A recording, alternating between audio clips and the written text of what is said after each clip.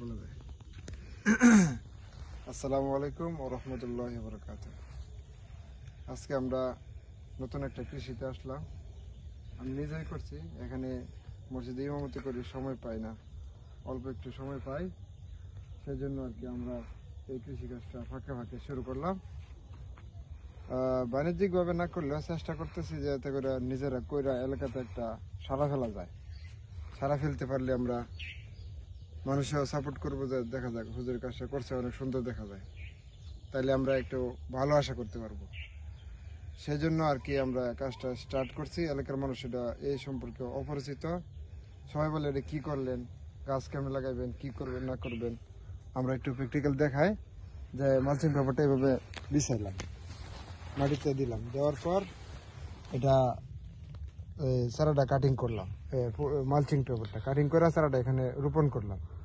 রোপণ করার পর আজকে মাত্র 3 দিন, চারা গ্রোথ দেখে আমি আলহামদুলিল্লাহ খুব আনন্দিত, ভালো লাগছে। এটার একটা পরিবর্তন আপনারা দেখতে পারবেন। ভিতরে এসে দেখেন এখনো পর্যন্ত ঘামে ভিজা আছে, মাটিটা সবসময় ভিজা থাকবে, আর্দ্র থাকবে, এর ভিতরে থাকবে। আর স্বাভাবিক মাটিতে থাকে ঠান্ডা, চারা বেশি বাড়ে না শীতের সময়।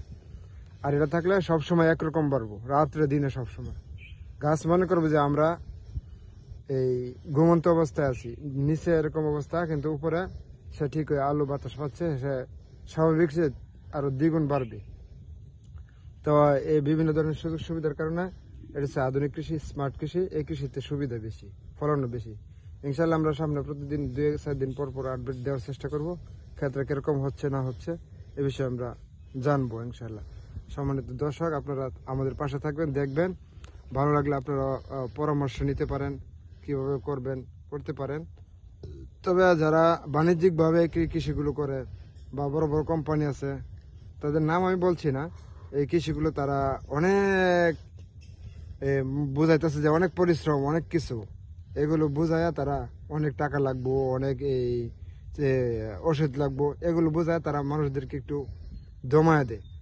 প্রথম পর্যায়ে একটু কষ্ট বেশি হবে, এটা স্বাভাবিক, পরে আস্তে আস্তে এটাতে অনেক কাজটা কমে আসবে। তবে আরো অনেক কথা আছে। এই ক্ষেতের মধ্যে যদি পানির ব্যবস্থা না থাকে, তাহলে এই কৃষি করে আপনার লস হইবে স্বাভাবিকভাবে। যদি পানির ব্যবস্থা থেকে আশেপাশে পানি দেওয়া যায়, তাহলে আপনি কৃষিতে কোনো লস হওয়ার সম্ভাবনা না।